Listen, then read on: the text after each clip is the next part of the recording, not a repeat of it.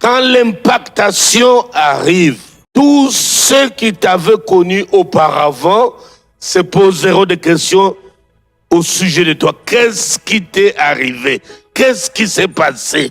Tu seras l'objet de tumultes parmi les nations. Les uns vont dire gloire à Dieu.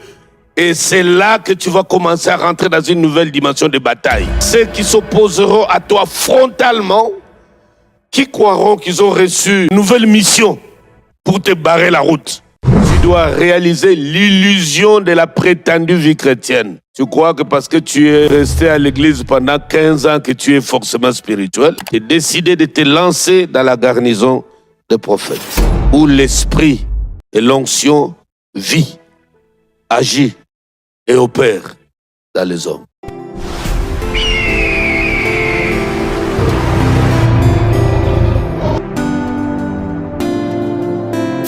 Plus nous développons notre intimité, notre spiritualité avec Dieu, plus nous passons d'impactation à impactation. Et là, je veux que chacun d'entre nous écrive un peu ça. Ce sont des perles que je te donne pour ce jour. En 5 points. Numéro 1. Dieu veut que nous fassions des expériences avec lui. Il nous incite à le chercher parce qu'il a des choses meilleures pour nous qu'il veut nous donner. 2. Plus nous montons dans la spiritualité, chaque étape est une impactation parce que Dieu se révèle et il laisse les traces dans notre vie chrétienne. 3.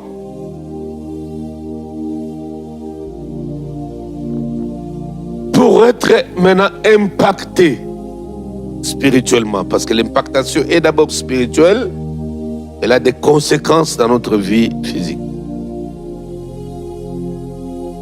Il faut une nouvelle affectation.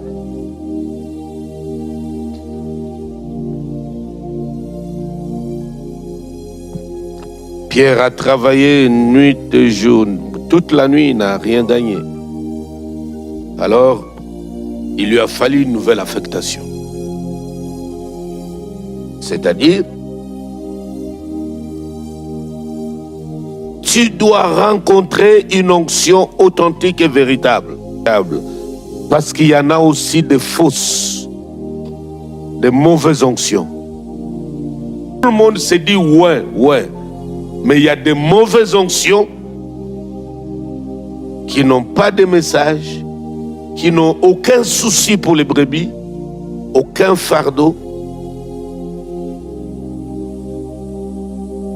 4.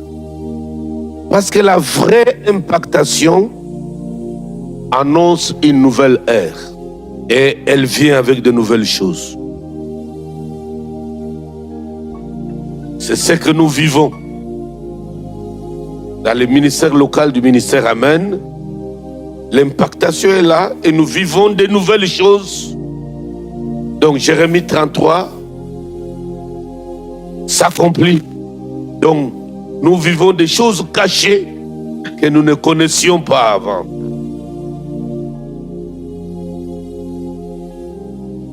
Notez bien. Pour être impacté spirituellement, il faut que je me décide moi-même.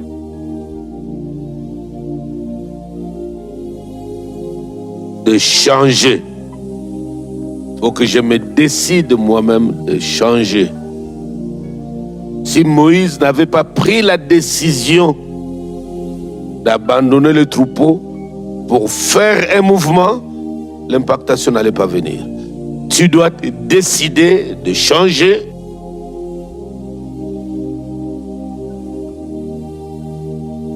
Ta conception des choses de Dieu, ta relation avec Dieu.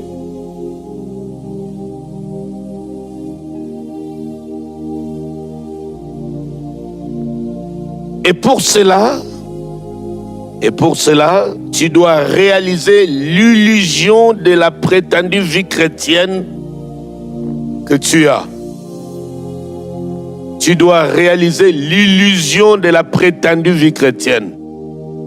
Tu crois que parce que tu es resté à l'église pendant 15 ans que tu es forcément spirituel?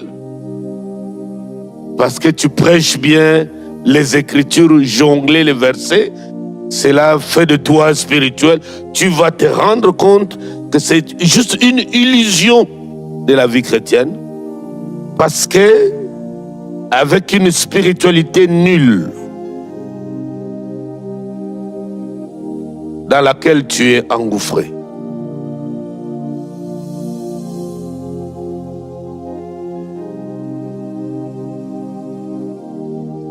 Tu dois réaliser que ta prétendue vie chrétienne là n'était que la pure illusion, c'est illusoire. Parce qu'on ne peut pas mener une bonne vie chrétienne spirituelle tout en étant spirituellement nul.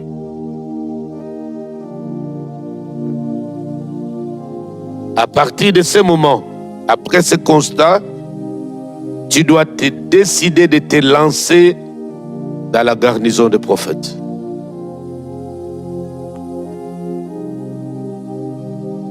Tu dois te décider de te lancer dans la garnison des prophètes. Où l'esprit et l'onction vit, agit et opère dans les hommes. Cette garnison des prophètes doit être, tout naturellement, bien évidemment, une église vivante, puissante, où Dieu opère dans l'évangile, dans les sacerdoces et dans la prophétie. 1 Samuel 10, verset 7. Lorsque ces signes auront pour toi leur accomplissement, fais ce que tu verras à faire, car Dieu est avec toi. Tu peux le relire encore? Lorsque ces signes auront eu pour toi leur accomplissement, fais ce que tu trouveras à faire, car Dieu est avec toi. Verset 10. Lorsqu'ils arrivèrent à Gilbéa, voici une troupe de prophètes vint à sa rencontre. L'Esprit de Dieu le saisit et il prophétisa au milieu d'eux. 11. Tous ceux qui l'avaient connu auparavant virent qu'il prophétisait avec les prophètes, et l'on se disait l'un à l'autre dans le peuple: qu'est-il arrivé au fils de Kis? Saoul était aussi parmi les prophètes.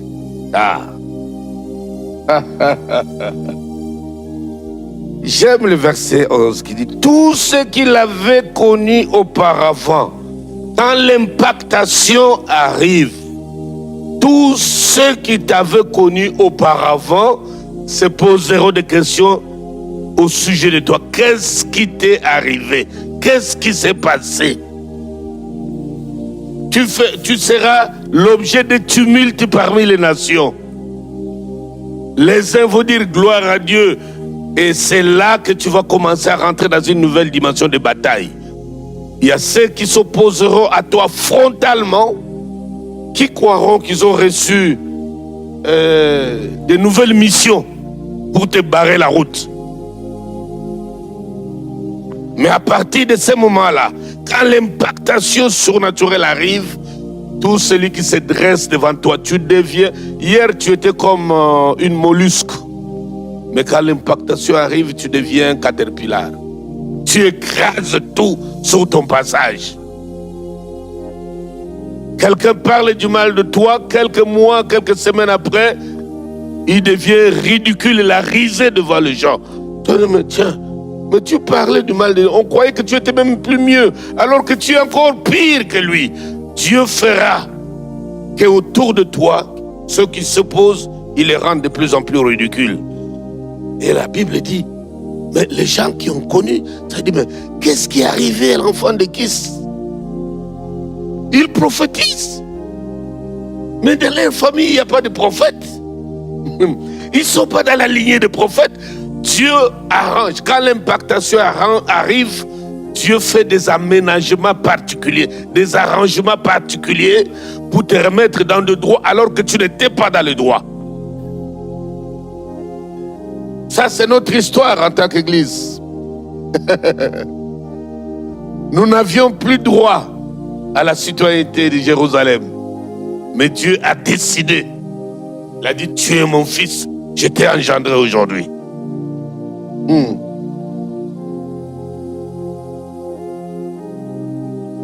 Saül, qui n'était pas de la lignée des prophètes, parce qu'il a décidé, selon l'ordre de l'onction, de rentrer dans la garnison des prophètes. L'onction l'a saisi. Il est devenu quelqu'un d'autre.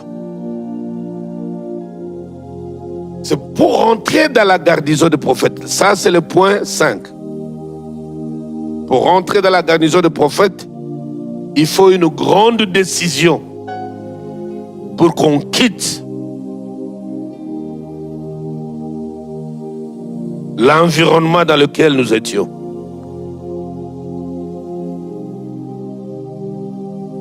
C'est pourquoi moi je ne condamne jamais les gens qui quittent une église là où ils sentent qu'ils peuvent pas se développer. Il est ailleurs. Parce que les âmes ne nous appartiennent pas. Les âmes ont leur berger. C'est le berger qui peut les orienter là où il y a du bon pâturage. Nous, on ne peut pas se fâcher contre un pasteur parce qu'on a vu nos membres d'église commencer à aller là-bas. Les âmes ne nous appartiennent pas. Moi-même, j'ai fait de telles expériences. Je peux voir quelqu'un, s'il n'est pas rentré dans le monde, mais je vois qu'il continue à mener sa vie chrétienne ailleurs, je ne peux pas blâmer le pasteur. Est-ce que c'est lui? Même quand les pauvres rentrent dans l'église, il ne les connaît même pas. Parce qu'il y a une orientation spirituelle. Il a cherché une garnison de prophètes, il l'a retrouvé. Laissez-les se développer. Alléluia.